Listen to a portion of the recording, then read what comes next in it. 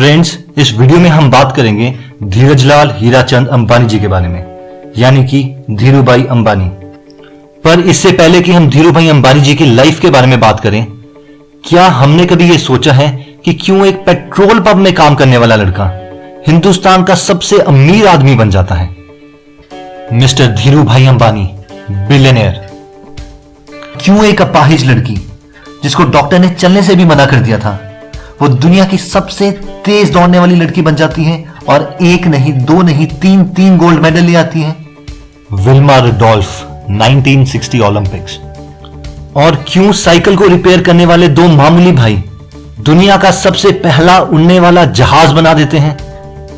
Right brothers, inventor of world's first successful airplane.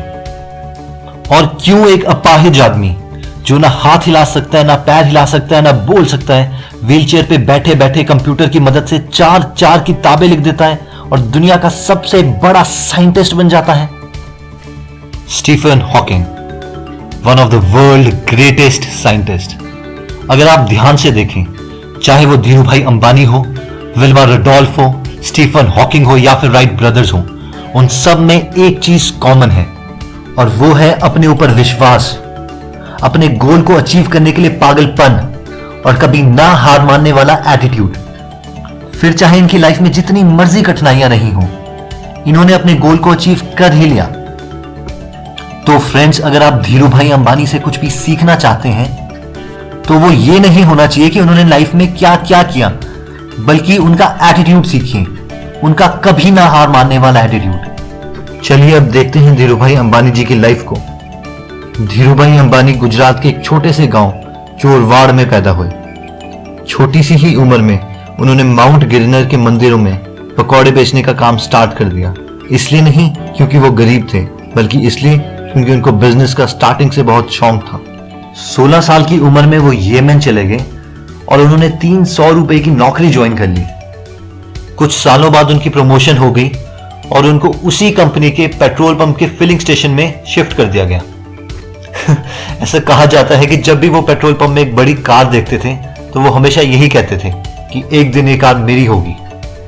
1962 में वो India वापस आ गए और 15,000 रुपए में उन्होंने एक कंपनी स्टार्ट करी जिसका नाम था रिलायंस, जिसका मेन फंक्शन था कि इंडिया के मसालों को बाहर के देशों तक पहुंचाना और पॉलिस्टर को हिंदुस्तान में लेके आना। और इसी पॉलिस्टर से कुछ सालों के बाद विमल नाम की एक कपड़ों की कंपनी भी खोली गई। जब 1962 में उन्होंने पहली बार कंपनी खोली तो उनके पास 350 स्क्वायर फीट का एक कमरा, एक टेलीफोन और सिर्फ 2 काम करने वाले आदमी थे। और सिर्फ 4 सालों में, यानी कि 1966 में, वो 2 एम्प्लॉय 85,000 एम्प्लॉइज में बदल चुके थे। 1977 में उन्होंने अपनी कंपनी को 58,000 शेयर में बेच दिया, यानी अब वो 58,000 हिंदुस्तानी लोग उनके पार्टनर बन चुके थे।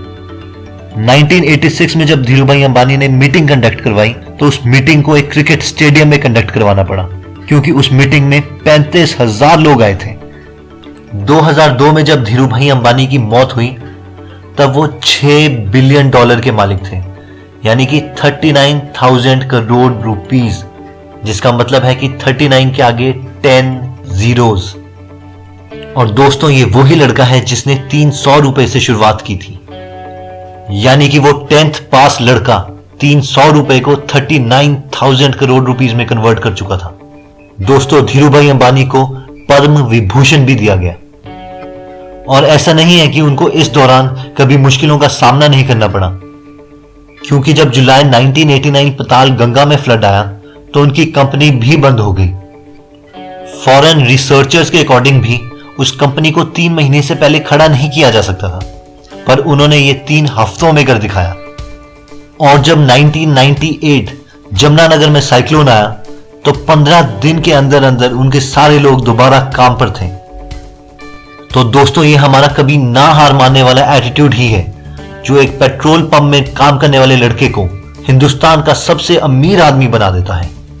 एक अपंग लड़की को दुनिया की सबसे तेज दौड़ने वाली लड़की, और जिसकी वजह से साइकिल की दुकान चलाने वाले 2 भाई दुनिया का सबसे पहला जहाज बना देते हैं, और जिसकी वजह से एक अपाहिज आदमी दुनिया का सबसे बड़ा साइंटिस्ट बन जाता है।